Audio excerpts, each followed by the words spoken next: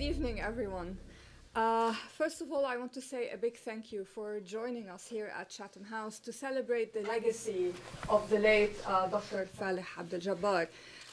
He needs no introduction, so I'm not going to say much. I just wanted to say that he played a huge role for me professionally, because without him, I would not have met Dr. Renad Mansour. So in celebrating the legacy of Faleh Abdul Jabbar, we have living examples in this room of people who have been positively affected by who was one of Iraq's greatest intellectuals of our time. Without further ado, I'm going to hand over to Renad, but before that, I also want to thank our dear colleague Toby Dodge for helping make this event happen. Thank you so much, Renad. Thank you.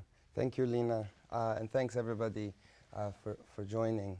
So it's a bit different than a normal Chatham House talk today, because what we're doing is we're talking about the legacy of what is a man who will go down in history as one of the foremost thinkers of Iraq and of the Middle East. Of course, he needs no introduction. Dr. Faleh Abdul Jabbar, or for us young ones, always Dr. Faleh, as we had to call him. I think there are four before we begin with the panel, just to structure sort of the talk, I think there are four main legacies that Dr. Faleh leaves us with. He was well known for all of these. One is being a writer, two is being a teacher, three is being a political strategist behind the scenes, and four is being an activist. And from the beginning until the end of the career, these were all four. All four of these were part of his life.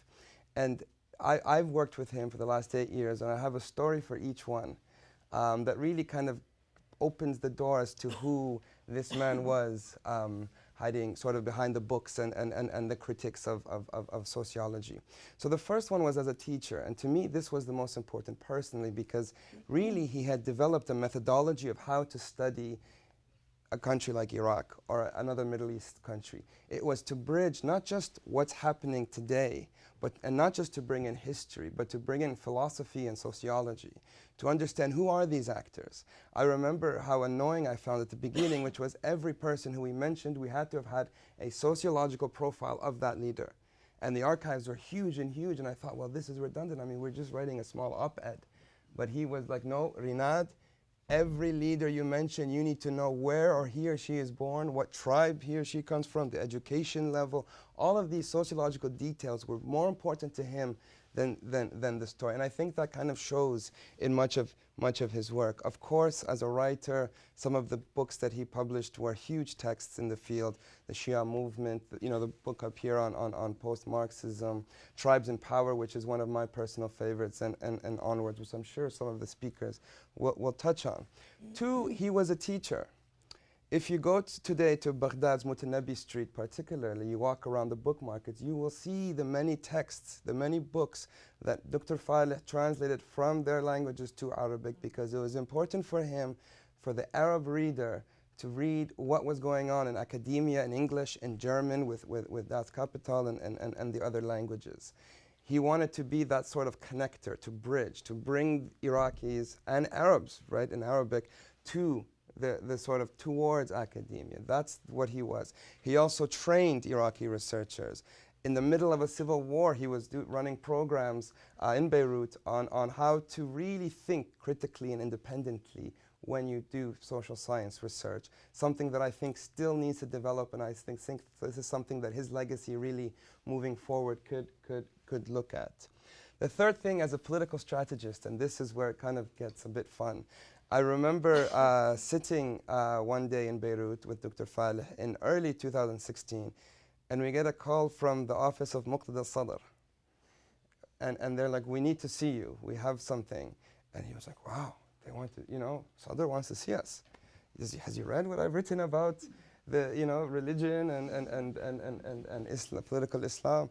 So we went to see him, and I remember the conversation was, we know that you're a part of the protest movement that's been going on for a few months now. We want to somehow get involved. And the idea was, what does technocracy mean? Everyone talks about it. And one of their key issues was, Doctor, how can we do technocracy with democracy? How can we select technocrats but still call ourselves democratic? So these were the kind of debates that he was very much trying to influence the people who are making policies behind the scenes by trying to come up with some of these ideas. And most, as you can tell, with the letters that have come from following his passing, from the Prime Minister to the President of Iraq to the Kurdish leaders, all major leaders have sent their condolences. I was in Baghdad on the day that he passed, and all the newspapers and all the TV channels had it as part of the front page news. So you can see that legacy. And finally, the activist, which I think many people would know him for, especially. He used to talk from the early days of his days in the Partizan, and I know there are some people here who will remember those days, but he never stopped fighting. And I remember how excited he became in 2015 when the protest movement began. And there was this rejuvenation. And this kind of links to this question when people ask me, was he sick? Was he ill? Like, was there any signs of this? My immediate answer is no, because when you talk to him about politics, he never showed it. But then wait a minute, he had this, and this. But you forget it because of that activism that he had. And so I remember in 2004, 15, 16, going, every Friday he would go to the protests in Beirut. And sometimes there was like 2 or 3 people. And I asked him again, Dr. Faleh, why are you going to these things? He's like, no, this is the principle. The Iraqi government needs to know that we're here, and these are our demands for reform. So very much that activist part. And sort of to conclude this was supposed to be short, by the way. To conclude my sort of introduction, his very last post on Facebook, I think, sheds light into the legacy that he wants to leave. There was a debate emerging linked to this sort of the protest movement, and a debate emerging linked to, can the civic movement and the Sadrists come together? Can the Islamists and the nationalist secularists come together? And of course, we know that Dr. Faleh was someone who really believed in this cause, and many questioned him for this cause, but he stayed committed to it because he saw Middle East not today, but he saw Middle East in the future, where these are 2 forces that need to somehow come together. And so that's very much indicative, I think, of the lessons that we can draw. But that's all from me. So what we'll do is we have 4 really good speakers today who, to different parts of Dr. Faleh's life, have come into play. We have Sami Zubaydah, who was Professor Sami Zubaydah, who was Dr. Faleh's PhD supervisor at Birkbeck College. We have Professor Toby Dodge, who was a colleague of Dr. Faleh. They wrote several sort of books, sort of co-edited books, volumes together, and continued to work. My last meeting with Dr. Faleh was with Toby a month ago or so in Beirut, where again he felt quite weak, but very quickly when Toby started to ask him some hard questions, the debate became lively.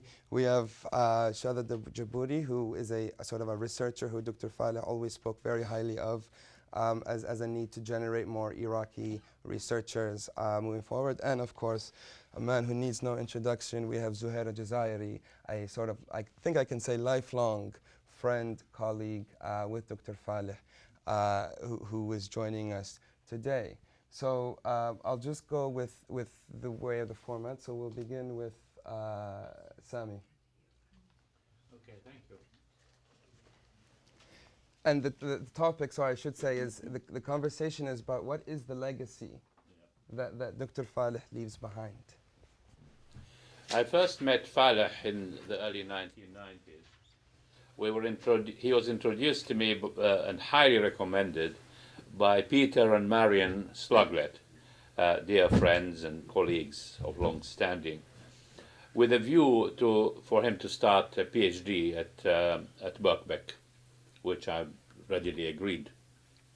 I took an immediate liking to Faleh, his personal charm and humor, and his depth of knowledge, culture, and intellect. We shared interests in Arabic literature, music and song, and Iraqi folk culture and religion, and had many entertaining discussions and performances with friends. Faleh, of course, was very well connected and much appreciated by a wide circle of Iraqi and Arab intellectuals, poets, and artists, and I much enjoyed meeting some of them in social and cultural gatherings, including musical evenings, some at my place and some at his place, and invited various people who played. I remember a long evening at their place of somebody playing the oud, and we trying to give a rendering of Cleopatra of from Abdul Wahab, the song. His PhD work, Faleh came to it very well prepared. He had already gathered much material on Iraqi Shia political and ideological strands and movements, interviews and document, but also of Iranian strands and connections, some of it from his time in Iran. And of course, his intimate knowledge of Iraqi history and society, of the political experience of the Communist Party and the left, and of the trajectories of the Ba'ath. He had special interest and wide knowledge of Iraqi tribes and their involvement in politics.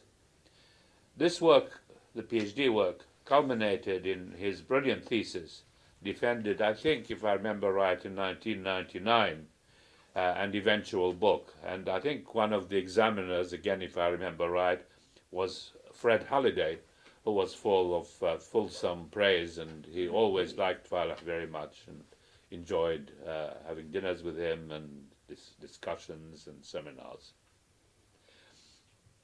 Now, Faleh at Birkbeck, over the years that Faleh was there, I ran a seminar course, a graduate seminar course, Religion, Culture and Politics, as an option for master's students, but was widely attended by PhD students and sort of interested colleagues. And of course was a kind of comparison of religion and modernity in Europe and in the Middle East or the Islamic world. In Europe in relation to the Reformation and what followed from the Reformation, and in the Islamic world, from the religious reforms and on, and the rise of Islamism and the various issues that sociological and historical.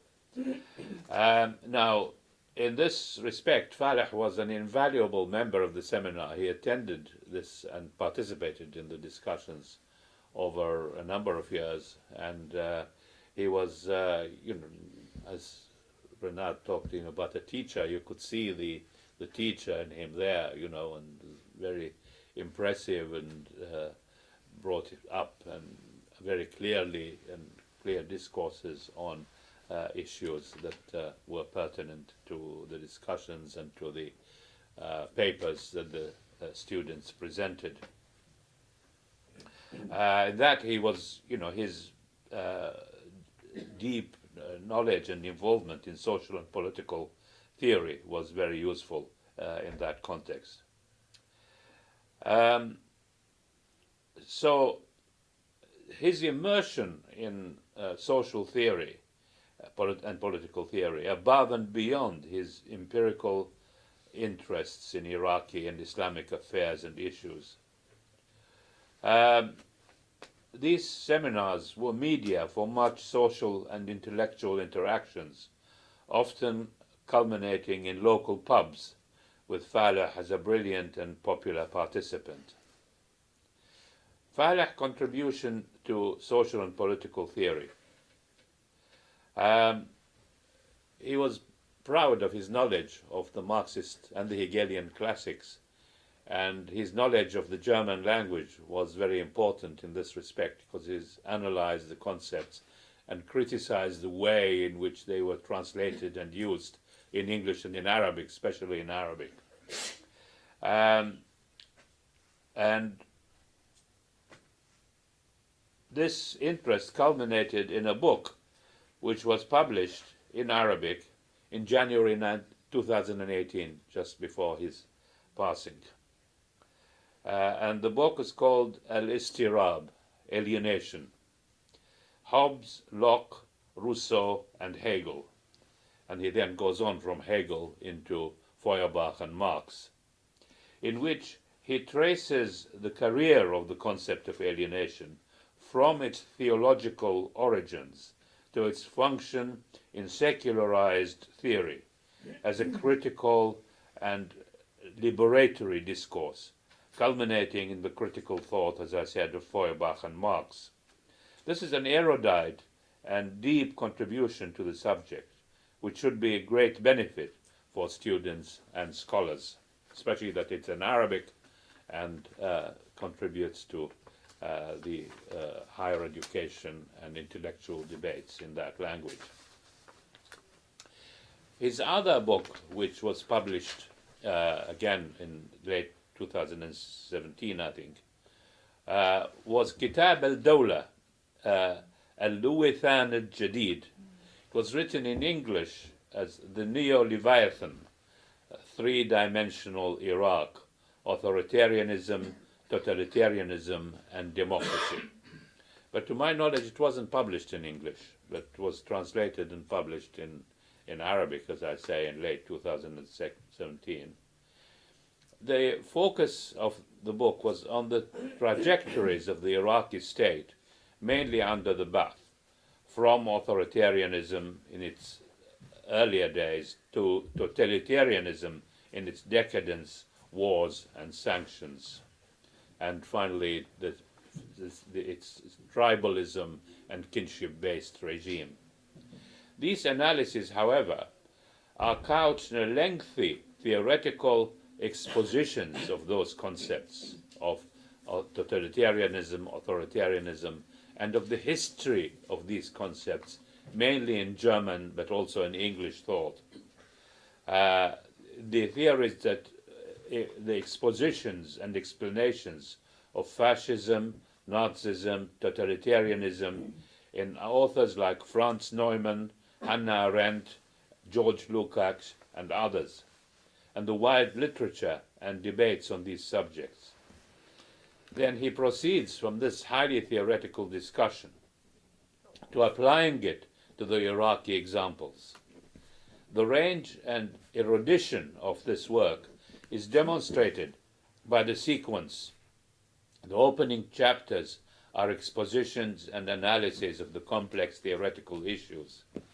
The last chapter, Al-Nasab Badal al-Ummah, kinship instead of nation, on the dominance of the tribal and kinship politics in the later decadence of the Ba'ath regime. This past part, right at the end of it, presents diagrams and tables of the relevant tribes around Tikrit and the distribution of their roles in regime politics and security.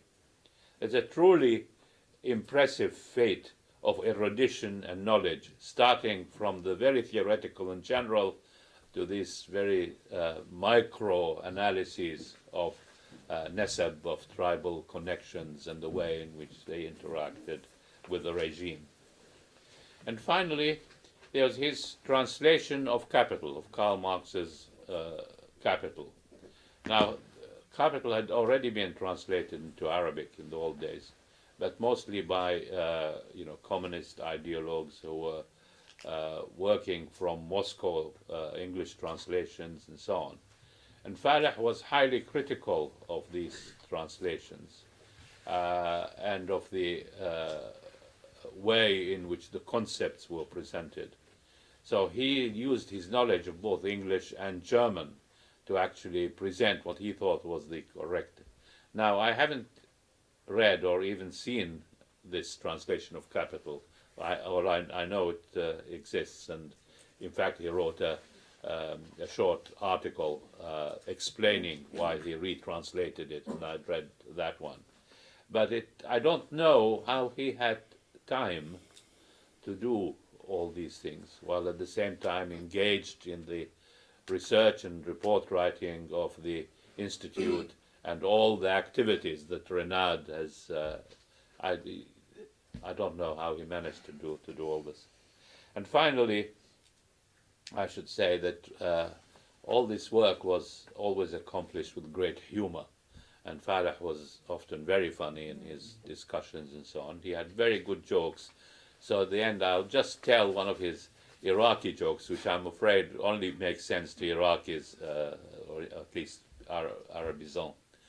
And this was about the Iraqi custom of when anybody comes into a majlis, sits down, nobody says Allah bil khair, Allah bil khair, Allah bil khair, Allah bil khair. Then at one such majlis, there was an Egyptian colleague who was sitting there and was bemused by this Allah bil khair. So he asked them, Rabbina bardu hasalu haga.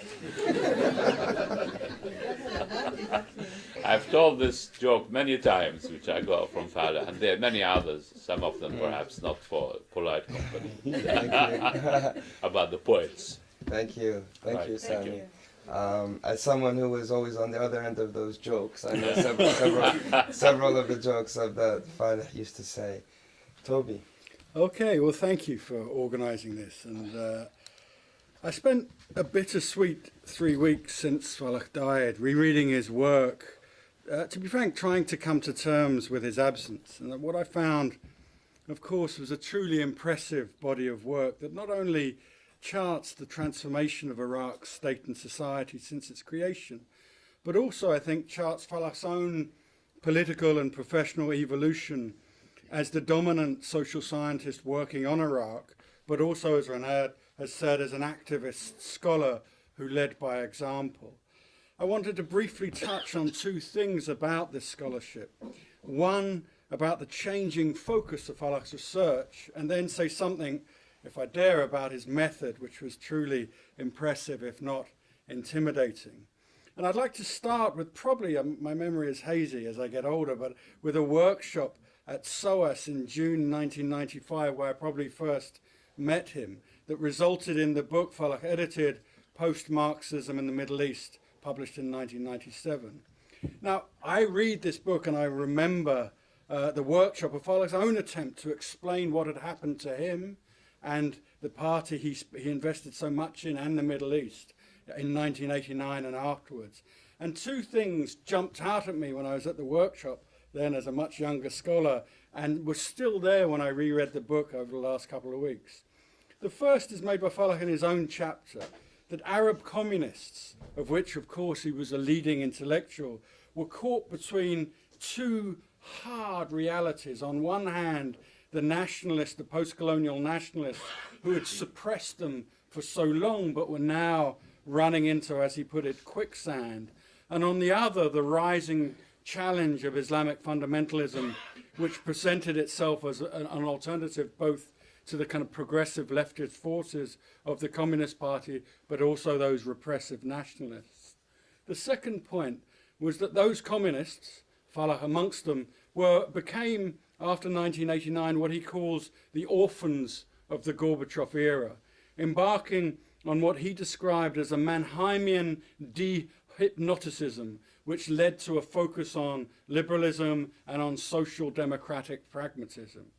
This led Faleh, I think, to three major focuses in his work after the fall of the Soviet Union and his distancing. We were debating this from the party itself.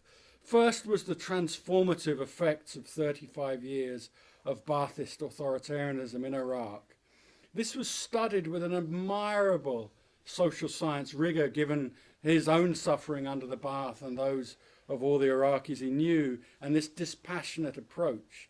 And as Sami was saying, Faleh studied the life cycle of the Baathist totalitarian patrimonial system that, as he argued, started off attempting to construct impersonal institutions, but then ended up personalizing power and promoting a personality cult. It strove, he argued, to homogenize the nation, but in its assimilative techniques deepened ethnic and religious and cultural cleavages, eventually ripping apart the very fabric of that nation. And one of the most powerful pieces I read of his on the Baath and what they did to Iraq was The War Generation in Iraq, a case of failed etatist nationalism. Now, this might be an obscure chapter, but what it does in another person's edited volume is detail with great passion and empathy how Iraqi youth and the wider society were transformed and torn apart by this brutal 8-year war of attrition. Now, the second big theme in Faleh's work is the transformation of Iraqi society and the major mobilizing groups and ideologies within it that rose up to fill the social space left by the demise of the defeat of the Communist Party and then the sustained attack on progressive forces. It is this topic that led to the magisterial work, the Shia movement in Iraq, but also these edited volumes. And I think the time that Faleh invested in these edited volumes is tribute to him as a kind of collective scholar, bringing people together and accentuating their work by investing in it. So Tribes and Powers, Ayatollahs, Sufis and Ideologues, and the Kurds, Nationalism and Politics. Now, the third big focus was the negative role that politicians played in Iraq after 2003. I think personified by a work he wrote with Renad, and Renad has a funny tale to tell about when they were working on it, I think, and it turned out that it was Faleh's birthday, and he said, "My God, don't worry about that. We've got a despot to defeat." And I think it's a beautiful piece of kind of forensic investigation into what Maliki did. Maliki and the rest, a crisis within a crisis.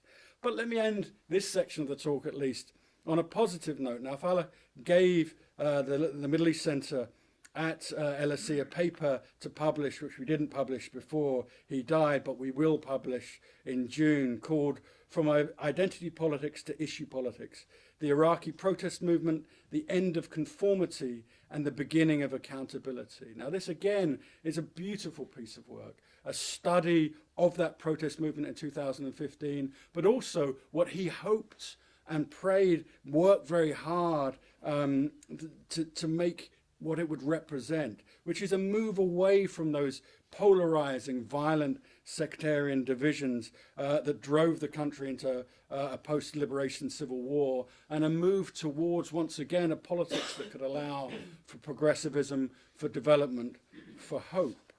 Now, I then want to just briefly to touch upon Faleh's method as an academic and a researcher in all of those books, that which both impressed us all, but to be frank, intimidated in each of his major works.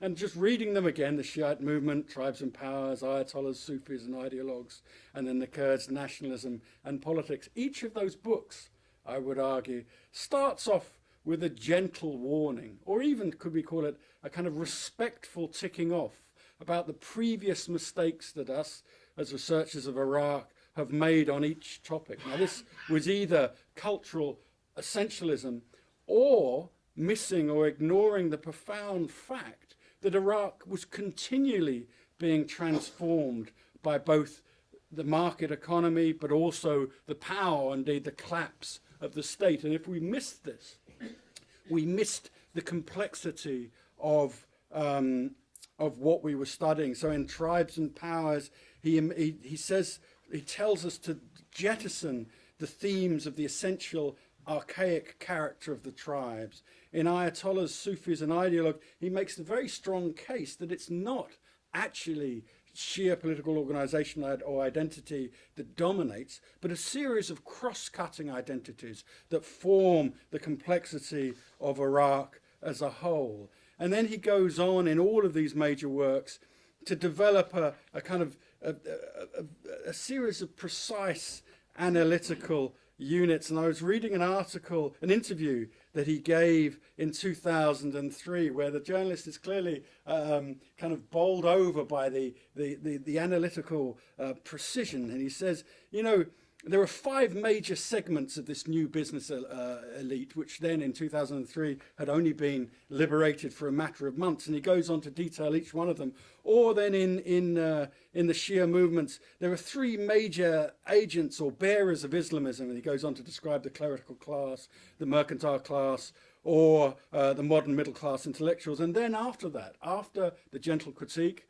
of the rest of the faults in the literature, and then this developing of these very precise analytical units, you're then subjected to an incredibly impressive array of empirical detail. And I've got a few examples here. I won't quote them to you, but as I follow through his work, you see this detailed amassing of data that leaves little room for doubt that his analysis is the correct one, but then opens up to a huge, a kind of dominant, kind of definitive argument. And I was trying to think what I would call this in kind of academic thought, and it's kind of theoretically driven inductive empiricism. And what all this means, I think, is that body of work, especially the Shiite movement in Iraq, it kind of leaves Faleh as the intellectual market maker for studies on Iraq. And I think, as Renad was saying, that as an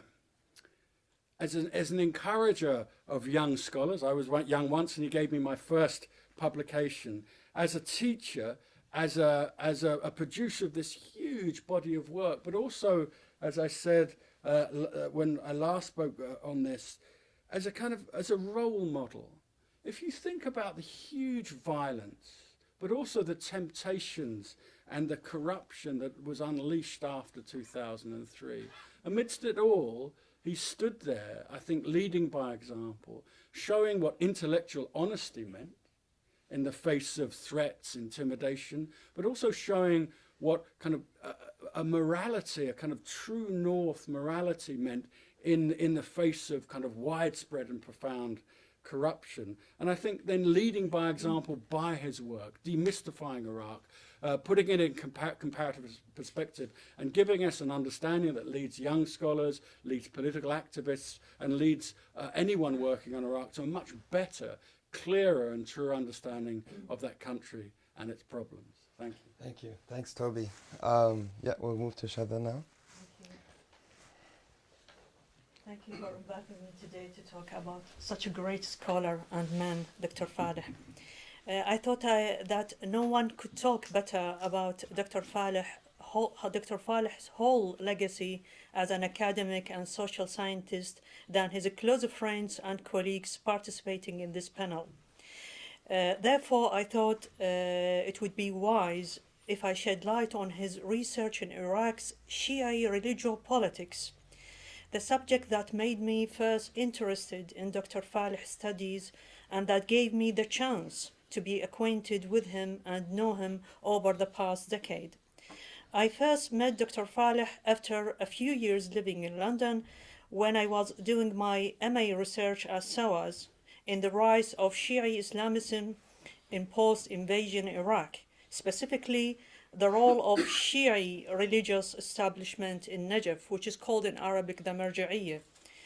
I was also preparing for some sessions I would be leading on political Islam in Iraq, which was part of a short course on political Islam in general organized by SOAS London Middle School Institute. I was looking for a good academic studies and analysis on Iraq's Shia Islamic movement. I found Dr. Faleh's insight and analysis in his book, The Shiite Movement in Iraq, very impressive and useful, to the extent I bought the book in English and Arabic. Indeed, it is as Professor Sami Zubaydah described in the book, unique and impressive. It is the first study to shed the light on the complexity of Shia political movement in Iraq and its social basis in the modern history of Iraq and shortly before the US-led invasion in 2003. Dr. Faleh's studies on Iraqi Shiism and Iraqi Shia social and political movement in general are insightful and essential contribution to the academia, as Professor Toby and Professor Zubaydah have mentioned. They are also very useful for those who work in consultancies and journalism like myself. I can outline why Dr. Faleh's studies on Iraqi Shiism are so unique and impressive. Dr. Faleh was one of a few scholars who have done studies on Iraq in the second half of the 20th century, despite the difficulties facing conducting field research under Iraq's totalitarian regime. He used various Professor Toby mentioned various sources in his research, not only publications, interviews, but also personal observation and a close follow-up of Iraqi socio-religious landscape. And Dr. Faleh illuminated how unique Iraqi Shiism is and how distinct it is from Iranian Shiism. For example, he pointed out that Iraqi Shia activism couldn't count on upper clerical class, unlike the case in Iran. I meant the Mujtahid, the tribal sheikhs, that was before the Islamic Revolution in Iran. Also, Dr. Faleh illuminated the fact that the Shia factions are not homogeneous, but they are diverse. He refuted the narrative that the Shia factions participated in the Thawrat al-Ishrin, or the 19th, 20th revolt against the British mandate, such as the Mujtahid, the tribal sheikhs, were united or organized or even had a sectarian agenda, like establishing Islamic State in Iraq. He proved that the Shia political identities in Iraq are influenced by domestic, regional, and global circumstances. What I find most useful as someone looking to pursue graduate studies and conduct a PhD research in Iraq Shia religio-politics is his methodology and approaches to examine the role and influence of Shia faction and Shia religious authority in Iraq. When I consulted him about my thoughts to move ahead and apply to one of UK universities to conduct my PhD research in the subject, he was very pleased and discussed with me the outline and methodology in my proposed research. Dr. Faleh was not only a researcher interested in sociology of religion, nation building, and cultures in Iraq and the greater Middle East. He was also a noble activist who was committed to promoting pluralism, tolerance, secularism, non-violence, and democracy in Iraq and the Arab world. He was deeply saddened to see post-invasion Iraq, his home country, became a failed state, which he later described a country with no state. This is why Dr. Faleh plays great attention on mentoring the next generation of young Iraqi researchers and on supporting the emerging Iraqi civil society organizations. Despite his extraordinary stature, Dr. Faleh was genuinely warm and caring individual. When I first met him, I felt I had known him for many years. Despite his great achievements, he respected my analysis and thoughts and views, and he showed me a great interest in debating them. He asked me to contribute to a study he was leading on politics of the Iraqi government under former Prime Minister Nour al-Maliki. I think Professor Toby mentioned that, is it a legacy of Nour al-Maliki? Yeah.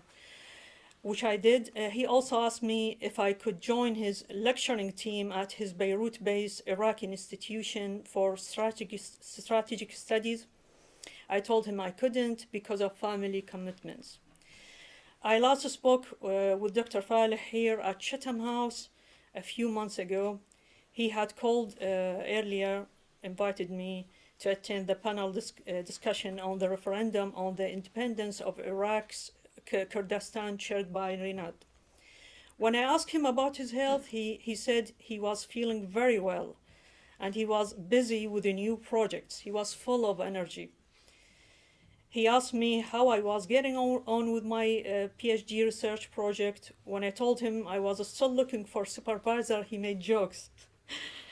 He recommended I would speak to Professor Sam Zubaydah and Professor Toby Doge because, of course, given they are experts in Iraq politics and sociology. He promised we would meet again next time on his next visit to London. Dr. Faleh was my spiritual figure and my great mentor. For me, his loss is a personal loss given the committed friendship and generous support he gave me throughout the 10 years I knew him. Thank you. Thank you for the touching tribute. Last but not least, surely, Mr. Zuhair. 7 minutes. 7 minutes. Yeah. Yeah, the time has gone out. Forget about the time. Yeah, I know Faleh from the mid of 60s. I know him as a short storyteller and writer. At the same time, he translated one of the important books about Dostoevsky. It's Andrejid on Dostoevsky. He was one of my generation.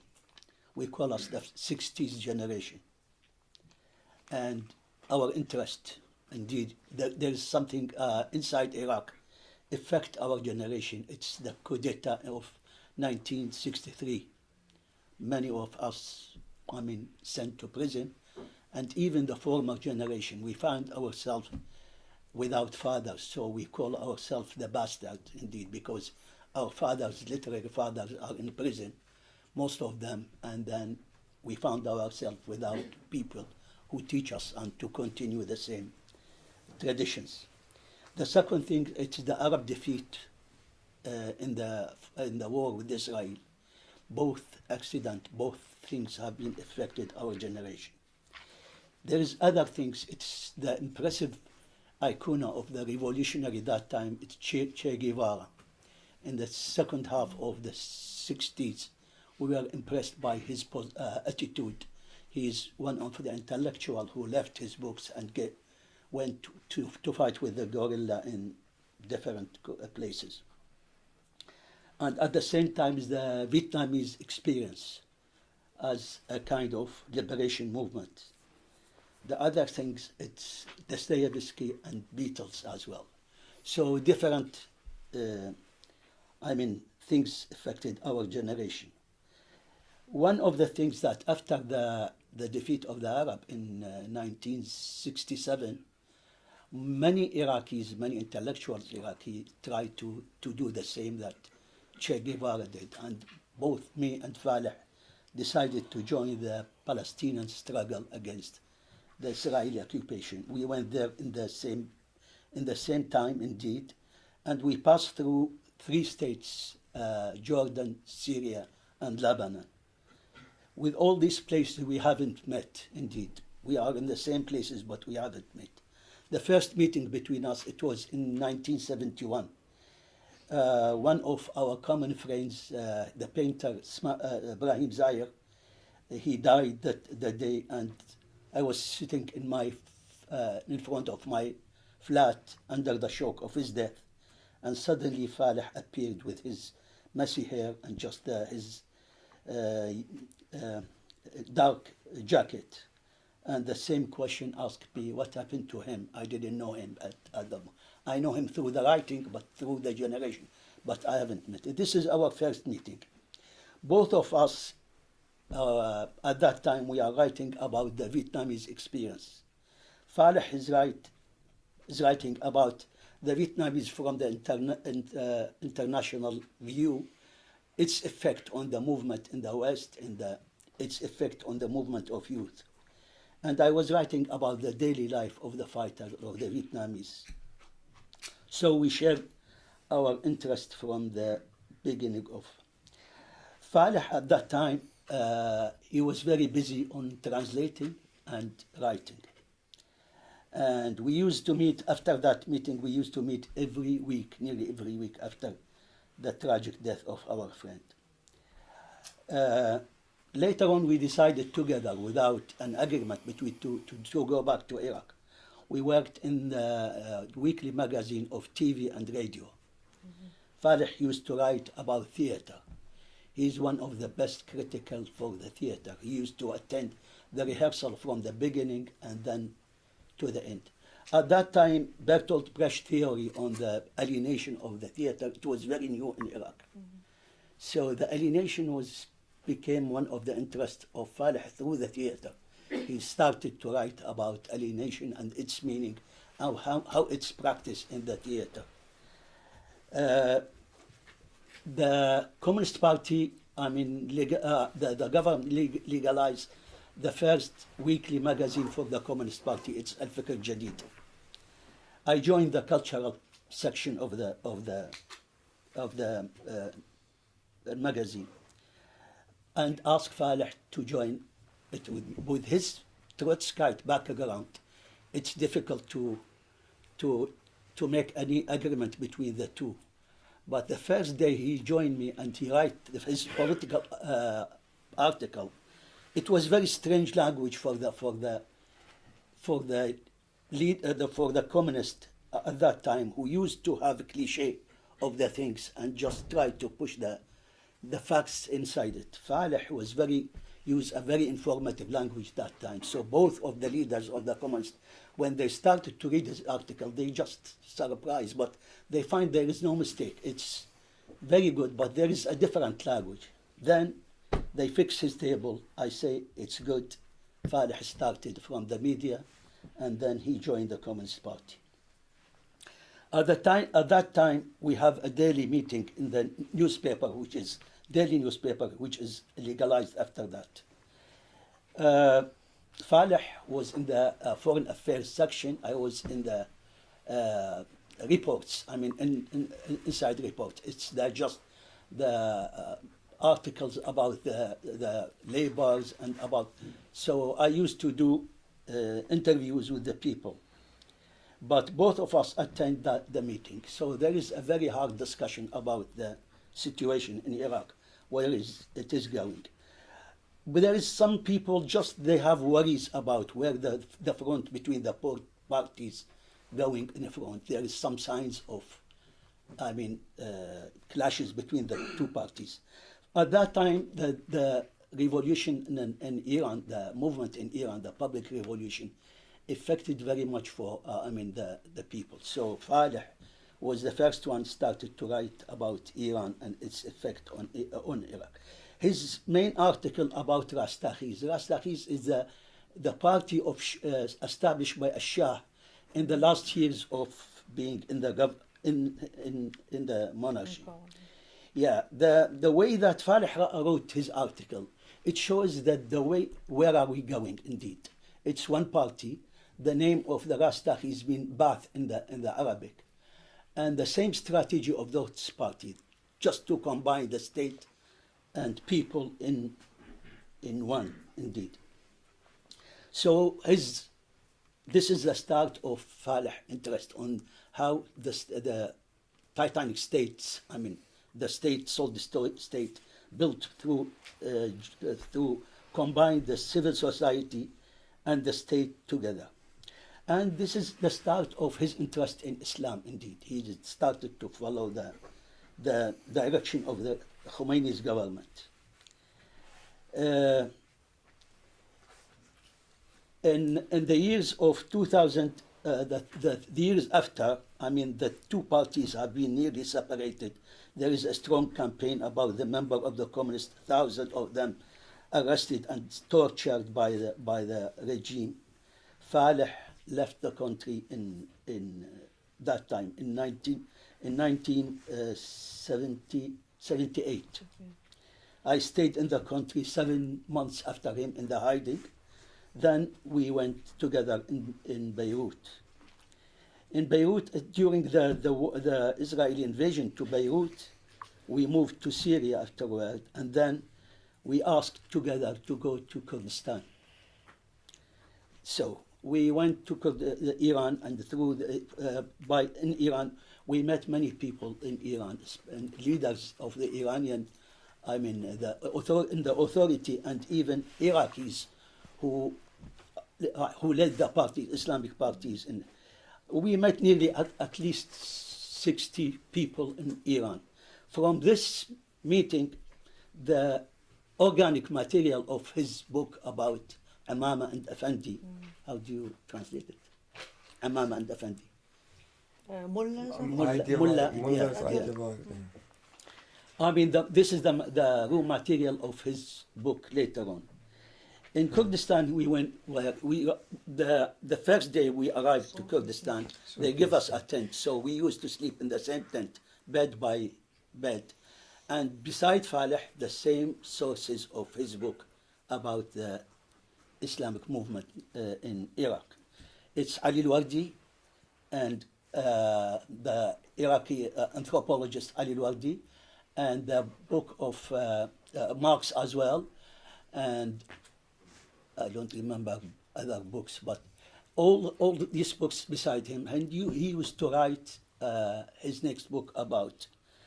And I was writing beside him the same one. Inside Faleh, always there is the hidden novelist. It's inside his book, his Faleh. Always he depend on text from Dostoevsky, from different writers, from Shakespeare sometimes, just to put it. And when he read Ali al-Wardi, he used to pick the story from his book and tell the story, read the story to me. And always he depend on the story, and he admire Ali al-Wardi as a storyteller beside his research. The difference between Faleh and Ali al-Wardi, it's Faleh doesn't believe of still society. The constant assets of, he doesn't believe on that. He's always the tribe is different. The tribe change in its relation with the government. The government change, and the government change according to the society. So there is no still Bedouins and civilized people. It's always there is a movement, exchange between the two, and change in the two sides of the. I want to mention at the end of my contribution that Faleh, with his way of writing, he's writing everywhere indeed. We used to read and write from the beginning in cafes, so the noisy around us doesn't affect us.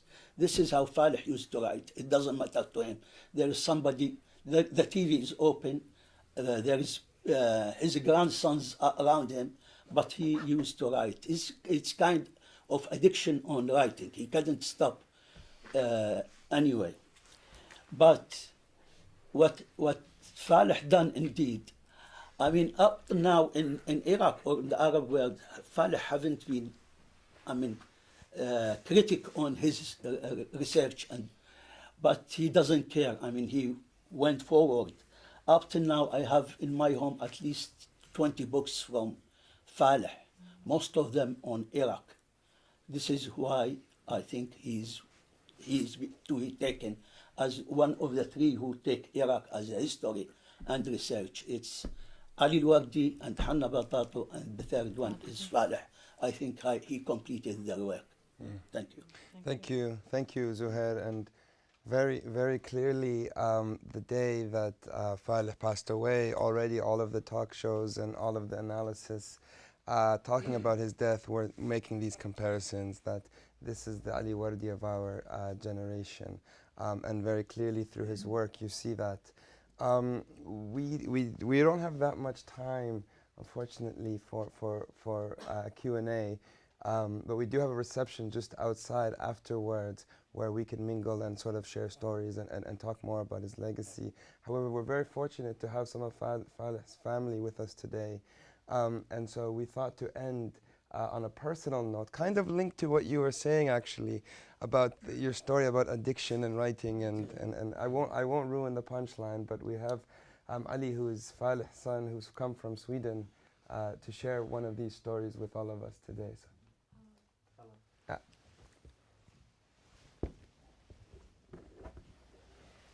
Hello everybody. My name is Ali. I'm the youngest of four. My sister here. I'm very happy and pleased to be here in this event to honor the legacy of my father. I'm not going to talk about his work because he never mentioned anything about that. So when all of this happened, I was completely shocked by the reaction of people. I know he was good, but this is way beyond what I've ever could imagine. I'm going to talk about a story on how I taught my father to play with me. And that was couple of months after he returned from Kurdistan. And the only thing that I saw that there was this person there who is supposed to be my father, but his head is looking down and just writing and writing and giving directions. You do this, you do that, you do this, you do that, and he went back. So I was home alone with my father, and he was working as usual, writing, and some more writing, and I was very bored. I would watch my dad lose himself in the writing, and I was jealous, to be honest. Like, I wanted to know what was so special about this piece of paper, and what is he writing? So I went to him, and I was like, Dad, what are you writing? But he didn't reply. Like, Dad. And this is the first time he gave me my first nickname. He said, Aliko, I'm working. I have to translate this text, and I need to clean this translation, so I need you to be quiet. And he put his head down and started writing again. So I was a bit disappointed, but I wouldn't give up. I'm stubborn like him, so I wanted to play. So this is the way I found out how to do that. So I hid and I started watching him, and I noticed the small breaks that he took. If he went to the bathroom, drank some water, tea, coffee, smoke. So my master plan came together to tease him just enough to get his attention and not make him furious and angry with me. So as soon as he took the small break, I would sneak into his room and where he worked and sign his name where he was supposed to clean the translation, so he had to rewrite the entire page.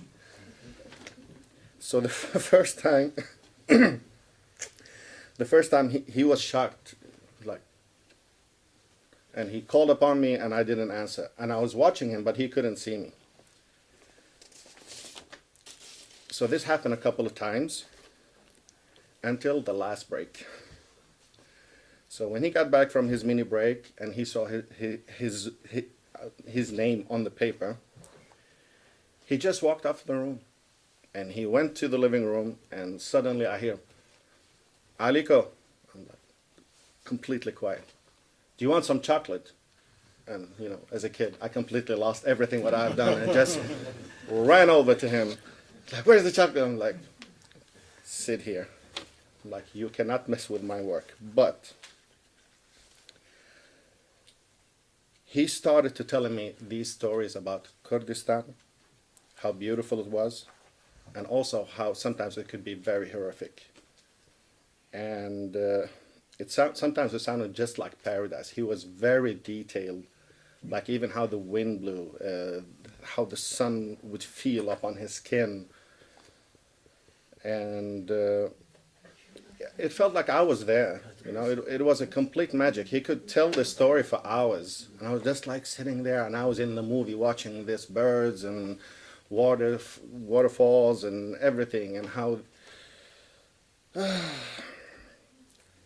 he created a magical world.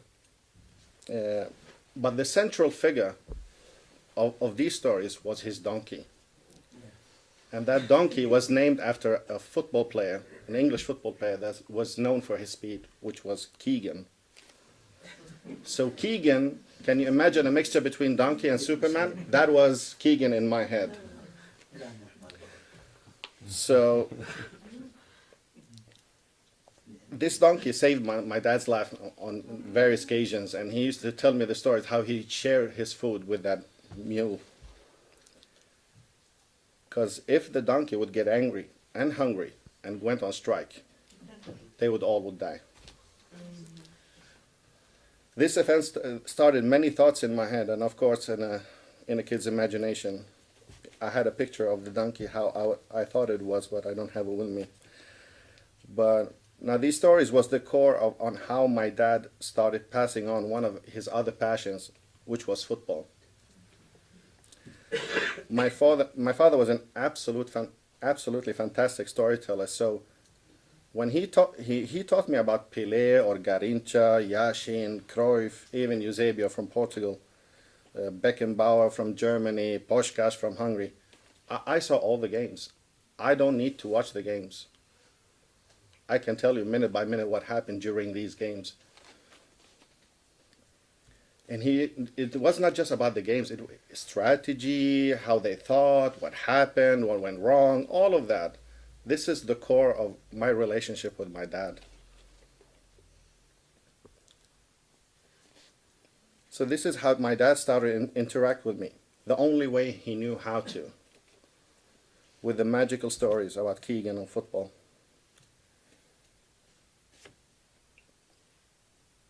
These stories is the absolute treasure. This is my true heritage. I mean, sure, the books and all of that, I don't know anything about this. But to me, these stories, I have to pass them on to my son. So, thank you very much for being here. Thank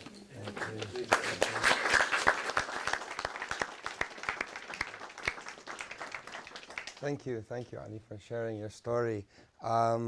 Yeah, I'm sure we all have many different stories of Dr. Faleh and his legacies. I have many stories of when he was angered by me and something that I had done happened a lot.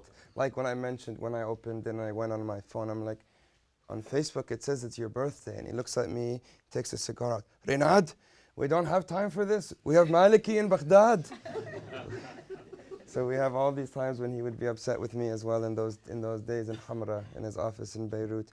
Thank you, everybody, for sharing your sort of analysis and stories about his legacy. As I'm sure with the next generations, we all have learned from him and will continue to learn from his works. And we can do one of the things that he really liked to do now, which is go and mingle amongst ourselves with drinks. So thank you very much, everybody. Thanks.